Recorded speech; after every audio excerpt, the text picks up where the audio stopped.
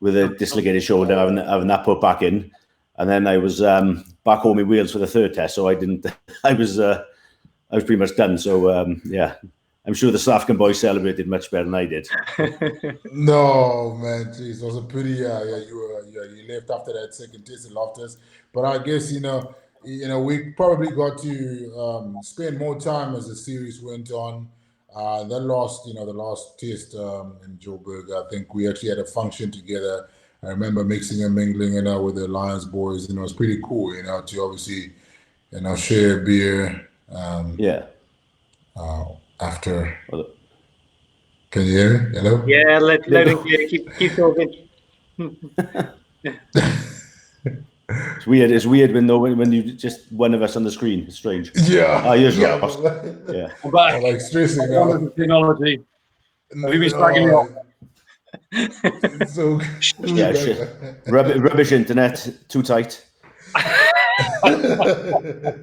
terrible author. Maybe my 6-year-old is playing on the Peppa Pig app or something. I've asserted my authority and we're back in business. I don't know where you got to, boys, but I was just keen to ask, those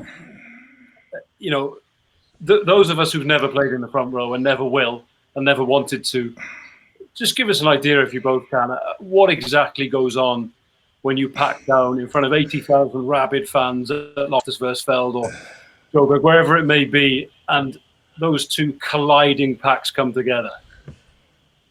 Well, I'll go just because of there was so much, because obviously what Beast did in the first test, there was obviously so much pressure on the Lions because we didn't, obviously we didn't do that well in the first test.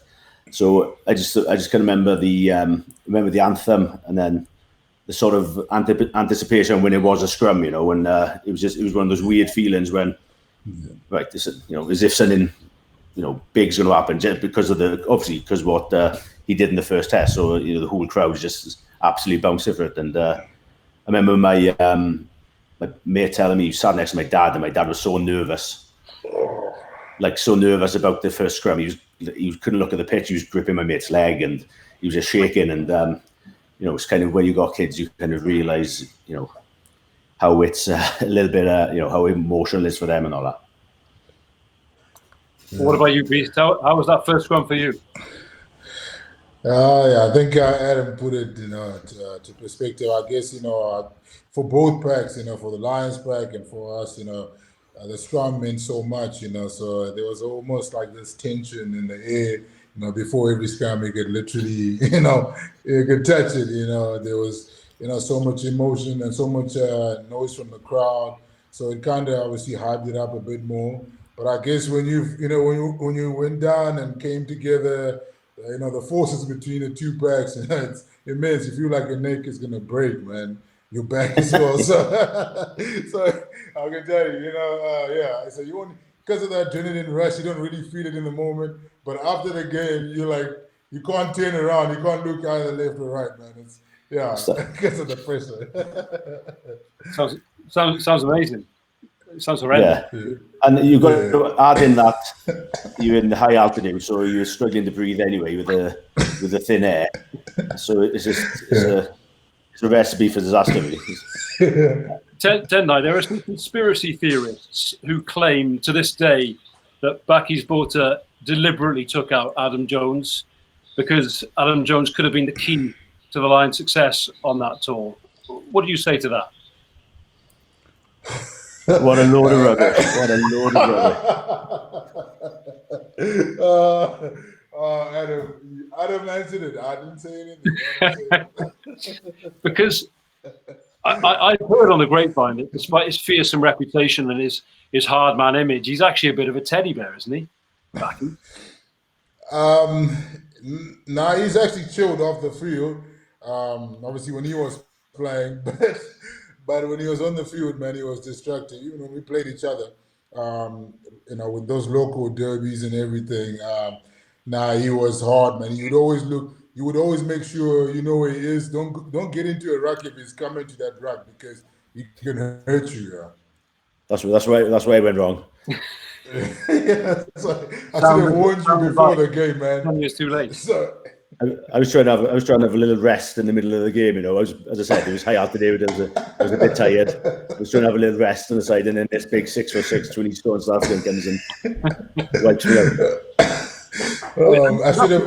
All us fans, that's what we remember about that series, was the brutality of it, the physicality of it, and you know, Bob, that scene of you getting your shoulder put back in or attempting to get it put back in the medics room, and the fact that however many people went off, Driscoll went off, Jamie Roberts went off, Tommy Bowe went off, you all woke up in a ward together the next day, didn't you?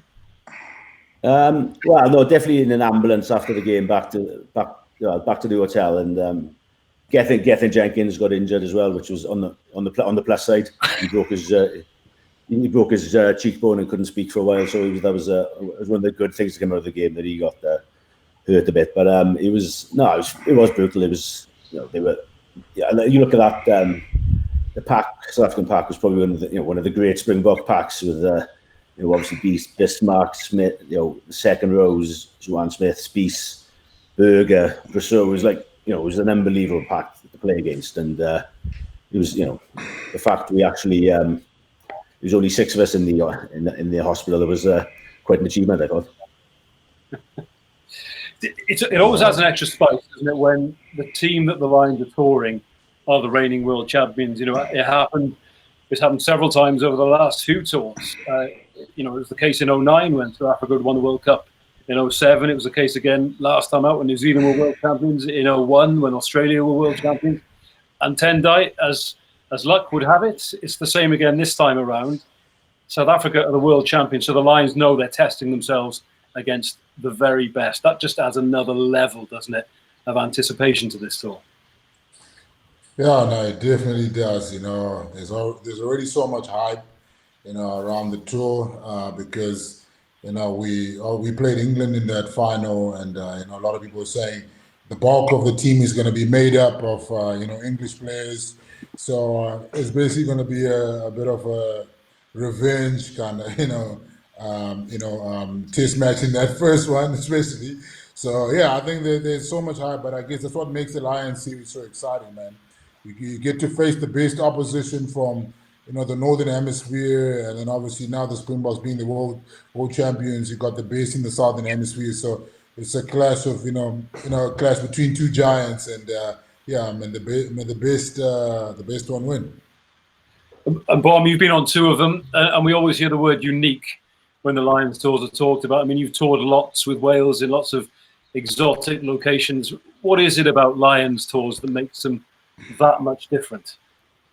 It's obviously it's the coming together of the 4 teams and all that, which is different straight away. But honestly, it's you go to South Africa and New Zealand, and they're the hotbeds of traditional rugby countries, and everywhere you go, you feel it. There's always that pressure on you. There's always the teams are. They raise like you go to Australia, it was a little bit we kind of the 4th, 5th big thing going on at the time with cricket, football, and all this type of stuff. So going to South Africa, they're always physical, and they always test you. We played I think it was the Kings in Port Elizabeth for the first test, and it was unbelievable how approach we call it. We'll some of the shots going in and stuff. Was that not the game Nigel Owens refed as well? It was a game Nigel Owens refed, yeah, and it was. He gave you no favours. It was a traditional, softening up, and certainly they did, and but you go to South Africa, so rugby is it's an amazing place to tour, and it's as a rugby player, going to New Zealand, South Africa, and the Lions tour is the sort of the pinnacle you can go to. As 2 men who love their food, from a culinary point of view, is it the best place to tour? I'd like to think so, yeah. Argentina's pretty good, but South Africa holds its own. Yeah, no shortage of red meat out there. No, God no. Tendai sort of mentioned it there, the sort of English bias. We as Welshmen, Adam, have been sort of lucky in a way that the last couple of Lions tours we've had a healthy Welsh representation, including in 2013 where it dominated the party. It's a bit of a way out, and there's another 6 nations to come before that squad is selected. What do you anticipate the balance being this time around? I think you can't look much past England. They'll be, you know, and the Irish obviously doing well, you know, the provinces, but no, I think England have got such a strong team at the moment. Obviously, you know, there's going to be Welsh boys in there. You know, Gats knows guys, Gats trusts players, and but certainly England, you know, there's so much depth there. So they've got some unbelievable players, and you know, it's how many sort of you know, of the Celtic nations, you know, how many of those players can push their way into it, I think. So who are the favourites, Tendai? Who are the favourites? Yeah, I guess, you know, the world champions, the Springboks. It's a fact. Yeah, I'll say that because we're world champions. But the fact of the matter is that, you know, the Lions are going to come out to prove a point. You know, there's a lot at stake. So, yeah, I think there's huge motivation on both sides. You know, we're playing in our backyard. So, yeah, I think the Springboks will be highly motivated. So, yeah, it's just going to be, who wants it the most, you know? So, I'm very excited to see the clashes to come, you know? Look, boys, I know you're both incredibly busy. I think, Tendai, you've got a dissertation to write or something before you go to bed tonight. Oh, wow. For your MBA. I think, Adam, you've got to do your 1,000 press-ups that you do every night.